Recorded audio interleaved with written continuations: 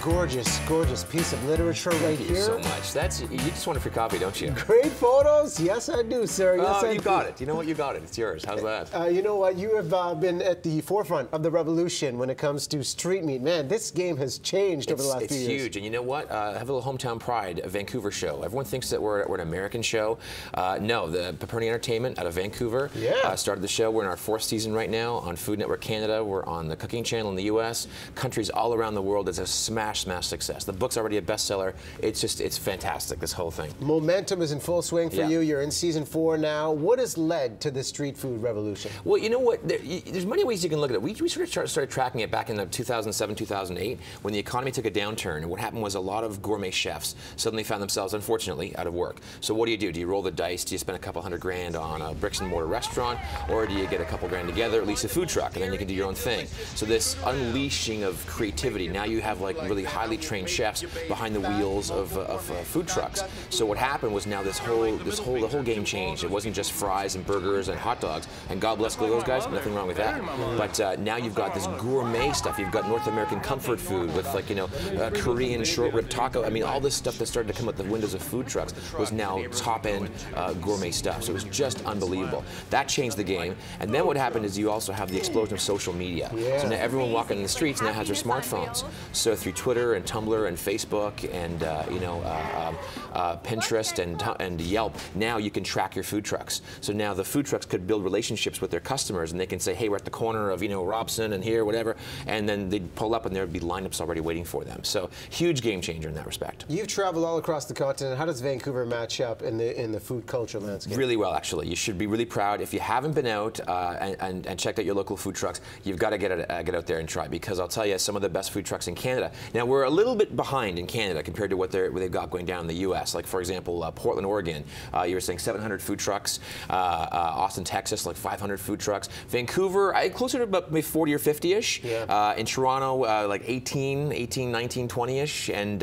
Montreal just issued some permits, but Montreal, Ottawa, very, very few. So Vancouver's actually pretty good. Number one being the weather. You have great weather out here, so you can operate a lot longer. But some of the best food trucks that we found in Canada are here. Here in Calgary, they're running neck and neck. Toronto, my homeboys in Toronto have some good stuff too. But in Vancouver, Vidge's Railway Express, if you have not, did a show yesterday with Vikram Vidge. The man is so passionate about food. You have to. It's a treasure. It's a sin if you don't check it out. Of course, I love Japa Dog. I love Tacofino's been thrown around. I love Tacofino. Up in the upcoming season, in season 4, we've got La Tigre. We've got the Soho Road. We've got oh my gosh, we've got La Tigre, Soho Road. We've got Vidge's Fresh Local Wild. Great truck. Josh Wolf is great, yeah, fantastic. I mean, when you talk about if it's hot and happening in the food world, it's really happening on food trucks now. So check that kind of thing out. The juice truck, you mentioned the juice truck. You have a lot of really good trucks in Vancouver. We've got a couple photos of some of the trucks that really stand out. So guys in the control room, you can just roll through these and tell us about the experience about, and this is for the juice truck. That's the juice truck right there. What every food truck should have, because I know it's food safety. It's a question for some that haven't tried the food truck. What do you find with the standards here in Vancouver and across the board? A lot of people tend to think, and I mean, the whole perception of food trucks back in the day is like, oh, we roach coaches, like all they know, like really a greasy spoon kind of thing. It's changed completely. In fact, now municipalities tend to be stricter with food truck permits and food truck safety than they do with actually bricks and mortar restaurants. So don't let that old perception, haunt what you think a food truck is. It's a completely new game.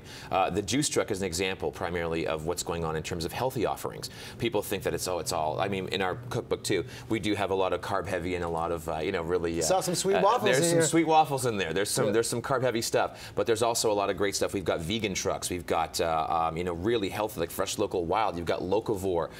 You've got really passionate chefs doing a lot of really great stuff on all sides of the spectrum. So you got healthy. You've got you got your fries. You got your grilled cheeses. You got your your gigantic sandwiches. We got chowder. We got it all. Chowder in Victoria, right? Absolutely. Oh my gosh, yes. That redfish, bluefish, phenomenal, amazing over in Victoria. They really fresh ingredients. Those guys, what they did, they converted an old shipping container into their sort of what we call food truck. And the level of creativity is unbelievable. Like, I mean, we've seen everything. We've seen everything from little push carts in London, England, to converted fire trucks, to double-decker buses. And I think we have a picture of the Maximus Minimus truck in Portland. I think Seattle. That's actually, one of them on the list there. That's one of them there. It's a giant 40-foot stainless steel pig roaming the streets. So you name it, it's out there. And if you haven't checked out your local street food, I mean, go and check it out. Grilled chicken sandwich? Grilled chicken sandwich, delicious. Again, you know what? A lot of this is a prime example of a burger, which we've gotten here, and all of our recipes are just handed over by our food truck owners. The one thing that we have, the one common denominator on our show, is that these people want folks to be happy and enjoy their food. Yeah. And we got emails and we got a lot of Facebook messages saying we try to slow the show down on the PVR to try and copy the recipes. So we put a blast out to all of our trucks and we said, listen, people want to copy the recipes. Can we get some recipes? And they sent all these. So all our trucks, we can't thank you guys enough. But it's a beautiful book, and if you like the show, you'll love the book. There's the Bible right there. Eat Street by the man James Cunningham, and season 4 in full swing again. Congratulations. Thank you so much. And thanks for giving us the inspiration to be fed and fed well. Excellent. All right, Russell Kate standing by. We got to photocopy this book. Or actually, we got to buy the book. We do. Buy the book. Don't photocopy the book. Don't photocopy it.